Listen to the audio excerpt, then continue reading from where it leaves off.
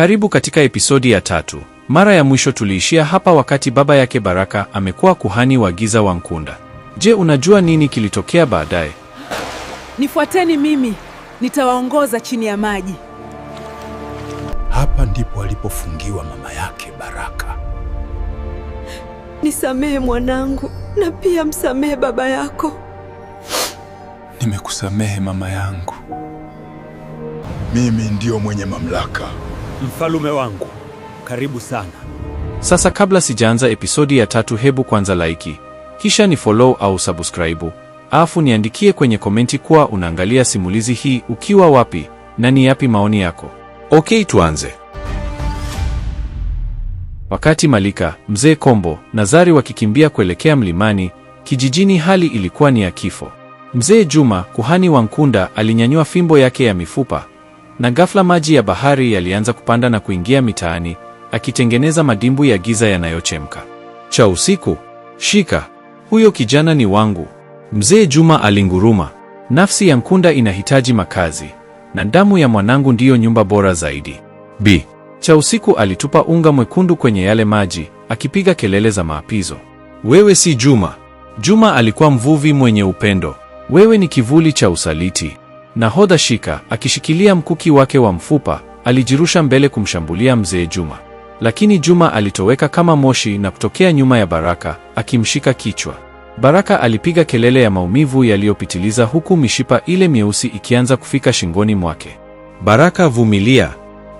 Cha usiku alipaza sauti huku akijaribu kutengeneza duara la ulinzi. Lakini nguvu za kuhani zilikuwa na nguvu zaidi. Wanakijiji waliokuwa kama sanamu walianza kusogea, wakiongozwa na nguvu ya giza, na kuanza kuwashambulia Cha usiku na Shika. Hapa ndipo alipofungiwa mama yake Baraka. Huko mlimani, Malika na wenzake walifika mbele ya pango lililokuwa limefunikwa na ukungu mzito wa chumvi. Sauti za vilio vya wanawake zilikuwa zikitoka ndani ya pango hilo, zikichanganyikiwa na sauti ya upepo. Hapa ndipo alipofungiwa, Mzee Kombo alisema kwa pumzi ya shida. Anaitwa Subira. Alitoa kila kitu kwa ajili ya mapenzi, na sasa yeye ndiye ufunguo wa mwisho. Waliingia ndani na kumkuta mwanamke mmoja mrembo lakini aliyedhoofika, amefungwa kwa minyororo ya matumbawe kwenye kuta za pango. Nywele zake zilikuwa na rangi ya povu la bahari, na macho yake yalikuwa na rangi ya lulu, macho yale yale ya Baraka. Subira! Mzee Kombo alipiga magoti. Mwanao Baraka yuko hatarini. Nkunda anataka kuutumia mwili wake. Subira alinyanyua kichwa chake polepole. Alipomwona Malika, alishtuka. Wewe ni binti wa mfalme wa kale. Kwa nini upo hapa na mwanangu? Nampenda, Subira, Malika alijibu kwa unyenyekevu. Nilimdhuru, lakini sasa nataka kumwokoa hata kama itanigharimu uhai wangu. Subira alitabasamu kwa uchungu.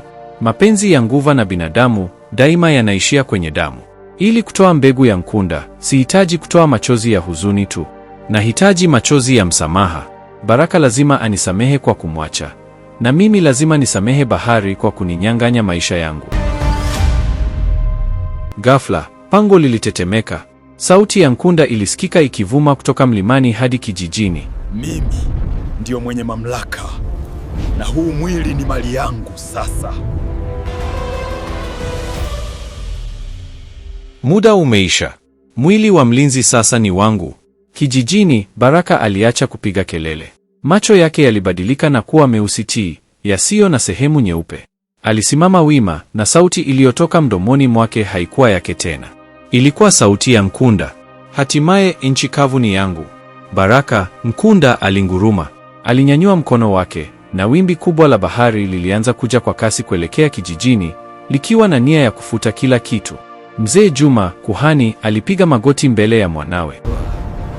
Mimi ndio mwenye mamlaka. Mfalume wangu, karibu sana. Mfalme wangu, karibu.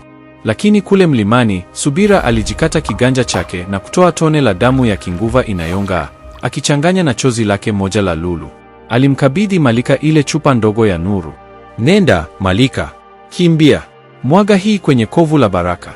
Ni lazima ufanye hivi kabla giza halijafika kwenye moyo wake kabisa. Ukichelewa sekunde moja, Baraka atapotea milele. Malika hakusubiri. Alijigeuza kuwa mwanga wa bluu na kujirusha kutoka kilele cha mlima kuelekea kijijini kama nyota inayodondoka. Malika ambaye ni Saadini alishuka kutoka mlimani kama kimondo cha bluu, akipasua anga la usiku. Chupa ndogo yenye machozi ya msamaha ilikuwa imeanganiwa kifuani mwake. Chini yake, aliona wimbi kubwa la tsunami likiwa na urefu wa ghorofa 10 likikaribia kuimeza mji mwema. Baraka, ni mimi. Malika alipiga kelele akitua katikati ya kijiji, akitengeneza kishindo kilichowatupa pembeni wanakijiji waliokuwa wamemzunguka Baraka. Baraka, ambaye sasa alikuwa na macho meusi tii na sauti ya Nkunda, alicheka kwa dharau.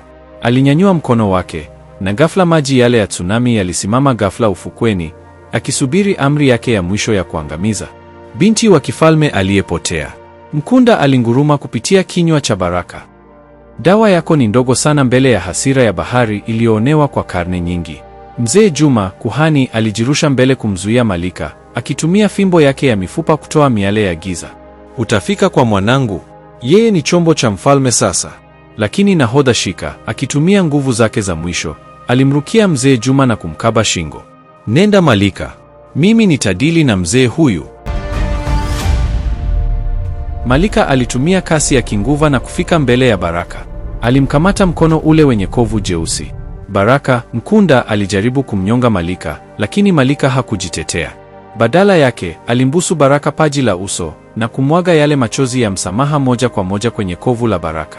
Moshi mweupe ulianza kufuka kutoka mwilini mwa Baraka. Ndani ya akili ya Baraka kulikuwa na vita nyingine.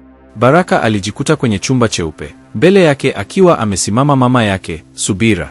Mwanangu, Subira alinong'ona. Usiache giza likushinde. Nisamehe mimi kwa kukuacha, na msamehe baba yako kwa kupotea. Upendo ndiyo silaha pekee ambao Nkunda hawezi kuigusa. Baraka alilia.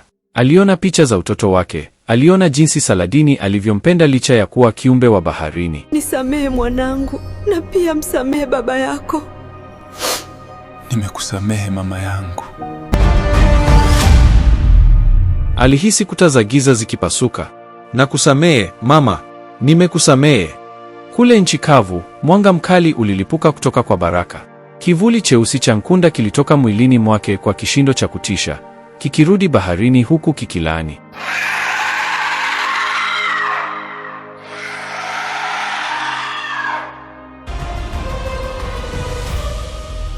Wimbi la tsunami lilikosa nguvu na kuporomoka ufukweni kama maji ya kawaida, likisababisha mafuriko madogo lakini si maafa. Baraka alianguka mikononi mwa Malika, macho yake yakirudi kuwa ya kibinadamu. Lakini mzee Juma alipoona Nkunda ameshindwa, alipiga kelele ya kukata tamaa. Mwili wake ulianza kugeuka kuwa mchanga wa bahari. Hii siyo mwisho. Nkunda amekwenda kuliamsha dudu la kale, The Kraken, kule vilindi vya kaskazini. Hamtakuwa na mahali pa kujificha. Mzee Juma alipotea kabisa, akiacha fimbo yake ya mifupa chini.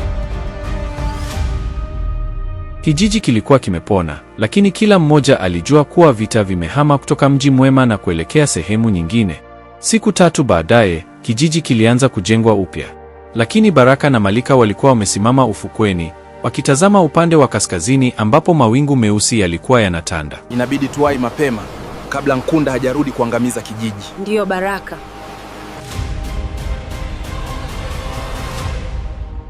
Inabidi twende, Baraka alisema, akishika fimbo ya mifupa ya baba yake ambayo sasa ilikuwa imetakasika.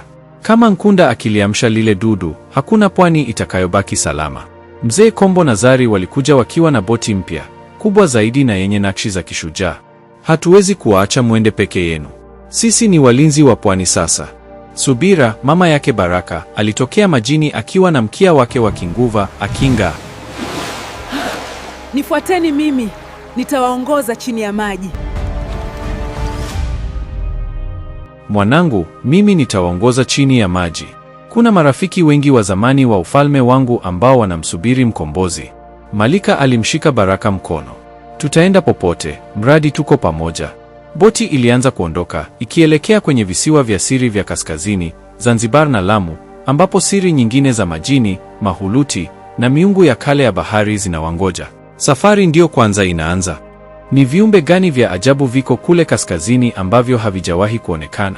Je, Nkunda atafanikiwa kuliamsha lile dudu la kale kabla ya Baraka kumfikia? Na Malika atafanyaje atakapokutana na familia yake ya kifalme ambao ilidhani amekufa?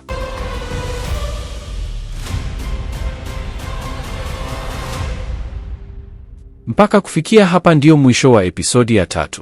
Usikose sehemu inayofuata na ndio tutajua nini kitatokea mbeleni. Mtunzi na mwandaaji wa simulizi hii ni King Rhino MC Seba. Tukutane tena katika sehemu inayofuata na asante kwa kuangalia.